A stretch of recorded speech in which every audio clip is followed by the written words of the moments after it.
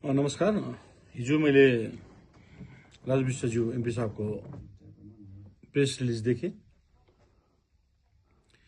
र उहाँले जुन टोल ट्याक्स बन्द गर्नुपर्छ भन्ने अब जिटिए स्टेट एक्ट सब्जेक्टमा बनेको हो। अब हिजो पहिला जुन एग्रिमेन्टको टाइममा जिटिए स्टेटको एक्टमा चल्छ, स्टेटको अन्डरमा हुन्छ भनेर त्यो एग्रिमेन्ट भएको थियो। अनि अहिले घरि बिजेपी गभर्मेन्टको स्टेट छ र अब राजु विष्टज्यू बोलेको भनेको बिजेपी सरकारै बोलेको, अब स्टेट गभर्मेन्टै बोलेको भनेर हामीले मान्नुपर्छ। अनि जिटिए स्टेट एक्टले भनेको अनुसार अब स्टेट गभर्मेन्टले भनेको कुरा हामीले मान्नुपर्छ।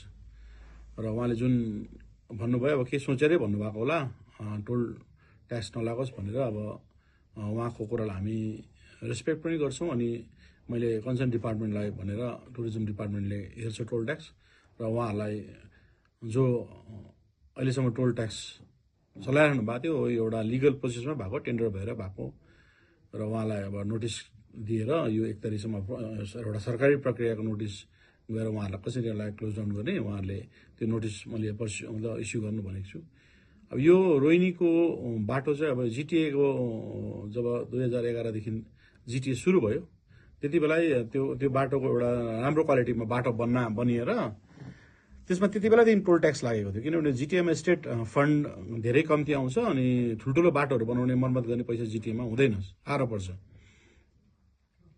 त्यही कारण त्यति बेला पनि 2011 जब जिटिए फर्मेसन भयो, जिटिए इलेक्सन भएर सर्यो, त्यति बेला पनि त्यो रोडलाई धेरै राम्रो क्वालिटीको बनाएर त्यहाँ टोल ट्याक्स राखेर त्यो टोलको पैसाले त्यसलाई रिपेयर गर्ने प्रक्रिया चल्दै थियो। आन्दोलन भइसकेपछि फेरि त्यो रोडको धेरै हालत खराब भएर गयो। अनि आन्दोलन पछाडि विनय तामाङज्यूको टाइममा त्यो टोल ट्याक्स उठाइएको थियो, तर त्यसलाई रिपेयर गर्न अवस्थाले फेरि बाटोको जीर्ण अवस्था भएर अनि फेरि मैले जब म चेयरम्यान भएँ नोमिनेटेड, त्यति बेला त्यो बाटोलाई डल्लै रोहिणीको बाटोलाई मेसिक गरेर त्यसलाई अझै राम्रो क्वालिटीको बनाएर फेरि त्यसलाई रिपेयर गर्नलाई टोल लाउनुपर्छ, किनभने त्यही पैसाले चाहिँ बाटो बनिन्छ भन्ने हामी प्रक्रिया लगाएको थियौँ।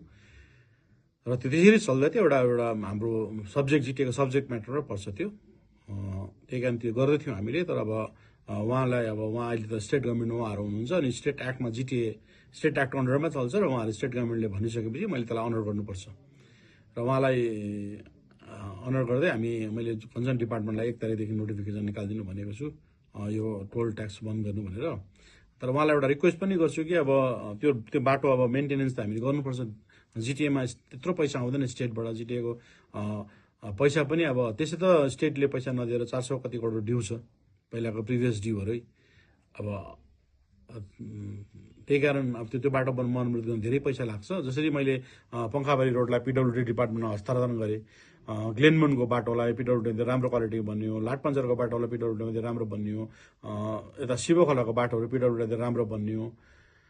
त्यसरी नै उहाँलाई म रिक्वेस्ट पनि गर्छु कि हामी अब एउटा अफिसियल चिठी पनि पठाउँछौँ कि रोहिणी रोडलाई पनि तपाईँहरूले पिडब्ल्युडीमा मतलब घाप दिनुभयो भने त्यो बाटो सधैँभरिको लागि राम्रो बनिन्छ अनि मेन्टेनेन्स पनि भइरहन्छ अनि पब्लिकलाई पनि राम्रो हुन्छ। त्यही कारण यो चिजमा अब यो जिटिए स्टेट एक्टले बनिएको कारणले गर्दा उहाँको कुरो हामीले अनर गर्दै हामी 1 तारिकदेखि हामी यो जुन 1 तारिकदेखि मैले डिपार्टमेन्टलाई पनि भनेको छु एउटा डिपार्टमेन्टको प्रक्रिया अनुसारै त्यो टोल ट्याक्स बन्द गरिदिनुहोस् भनेर।